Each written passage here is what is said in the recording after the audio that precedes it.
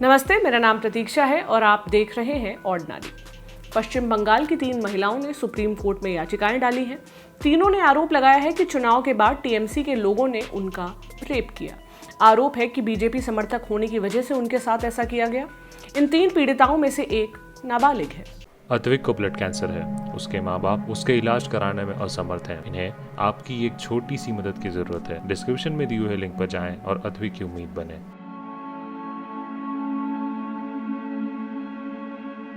पीड़िताओं ने आरोप लगाया है कि पुलिस ने उनकी शिकायत पर आरोपियों के खिलाफ कार्रवाई नहीं की, यहां तक कि उनके ऊपर एफआईआर वापस लेने का दबाव डाला गया। ऐसे में वो चाहती हैं कि सीबीआई या एसआईटी इन मामलों की जांच करे और जांच पूरी तरह से अदालत की निगरानी में हो। इन याचिकाओं में पीड़िताओं ने गंभीर आरोप लगाए हैं। 60 साल की महिला का आरोप है कि टीएमसी के गुंडों ने उनके 6 साल के पोते के सामने ही उनका गैंगरेप किया। इंडिया टुडे से जुड़ी अनीशा माथुर की रिपोर्ट के मुताबिक पीड़िता ने अपनी याचिका में कहा, चुनाव परिणाम आने के अगले दिन यानी 3 मई को हमारे घर को 100 से 200 लोगों की भीड़ ने घेर लिया। भीड़ में तृणमूल कांग्रेस के समर्थक शामिल थे। इन लोगों ने मुझे और मेरे परिवार को धमकी दी, कहा कि हम घर छोड़कर चले जाएं, नहीं तो अंजाम भुगतना होगा। भीड़ में शामिल लोगों ने मेरी बहू को बुरी तरह से पीटा, उसे घायल कर दिया। याचिका में आगे लिखा गया, 4 मई को रात में करीब 12:30 बजे 5 लोग हमारे घर आए। ये सभी तृणमूल कांग्रेस के कार्यकर्ता थे। वे घर में जबरन घुस गए। उन्होंने पहले मुझे मारा पीटा, फिर मेरे हाथ बेड से बांध दिए, उसके बाद बारी बारी से रेप किया। इस दौरान मेरा 6 साल का पोता मौजूद था जो बेड के नीचे छिप गया था। पीड़िता ने अपनी शिकायत में यह भी आरोप लगाया कि उसका गैंगरेप बदला लेने की भावना के साथ किया गया, क्योंकि वो और उसका परिवार बीजेपी के समर्थक है।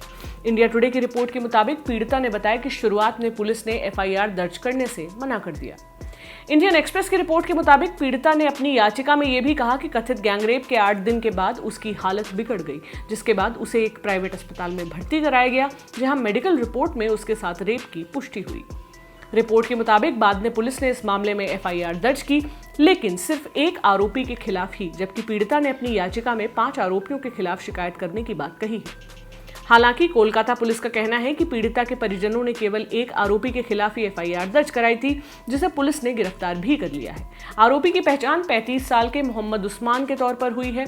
आरोपी फिलहाल न्यायिक हिरासत में है। दूसरा मामला 17 साल की नाबालिग के कथित गैंगरेप से जुड़ा हुआ है। इस मामले में जो याचिका डाली गई है उसमें कहा गया है, 9 मई को पीड़िता अपनी दोस्त के साथ दादी के घर से लौट रही थी।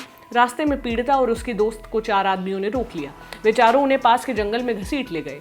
इस दौरान चारों ये चिल्लाते रहे कि पीड़िता और उसकी दोस्त के परिवारों को बीजेपी का समर्थन करने की सजा मिलेगी। याचिका में आगे कहा गया है कि चारों ने बारी बारी से नाबालिग पीड़िता का करीब घंटे भर तक रेप किया।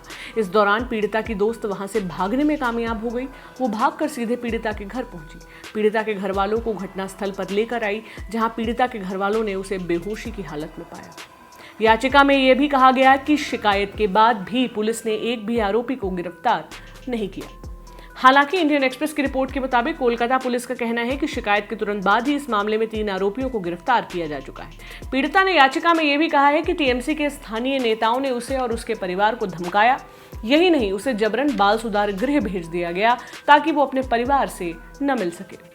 इंडिया टुडे की रिपोर्ट के मुताबिक ठीक इसी तरह के आरोप एक 19 साल की पीड़िता ने भी लगाए हैं। तीनों याचिकाओं में कहा गया है कि पुलिस आरोपियों को बचा रही है और शुरुआत से ही पुलिस ने इन जघन्य आरोपों को छोटी मोटी घटना के तौर पर पेश करने की कोशिश की है।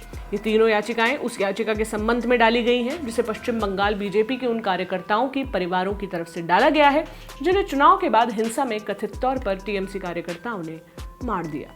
बता दें कि 2 मई को पश्चिम बंगाल विधानसभा का चुनाव परिणाम आने के बाद राज्य में हिंसा हुई थी। इसी दौरान बीजेपी ने आरोप लगाया था कि उसकी 2 कार्यकर्ताओं का टीएमसी के लोगों ने गैंगरेप किया। हालांकि पश्चिम बंगाल पुलिस ने इन आरोपों को फेक घोषित कर दिया था। जिन कार्यकर्ताओं के रेप की बात बीजेपी की तरफ से कही गई थी, उनमें से एक ने रेप की बात को नकार दिया था। उसके बाद बीजेपी के नेता गौरव भाटिया ने सुप्रीम कोर्ट में याचिका डाली थी।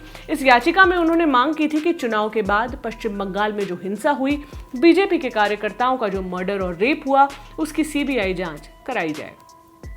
इसके बाद 25 मई को सुप्रीम कोर्ट ने केंद्र सरकार, पश्चिम बंगाल सरकार, राष्ट्रीय मानवाधिकार आयोग और राष्ट्रीय महिला आयोग को नोटिस जारी किए थे। कोर्ट ने इन संस्थाओं से पश्चिम बंगाल में चुनाव के बाद हुई हिंसा की रिपोर्ट मांगी थी। पश्चिम बंगाल सरकार की तरफ से कहा गया था कि कोलकाता हाईकोर्ट की 5 सदस्यीय बेंच ने पहले ही इस मामले का संज्ञान ले लिया है। साथ ही बेंच एसआईटी के लिए डाली गई याचिकाओं पर सुनवाई कर रही है। राज्य सरकार की तरफ से यह भी कहा गया कि पुलिस ने एफआईआर दर्ज की है और आरोपियों को गिरफ्तार किया गया है।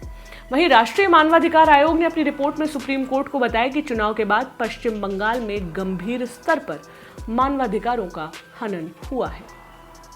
अब इस मामले में जो भी अपडेट आती है वो भी हम आप तक लेकर जरूर आएंगे। आप बने रहें हमारे साथ। शुक्रिया।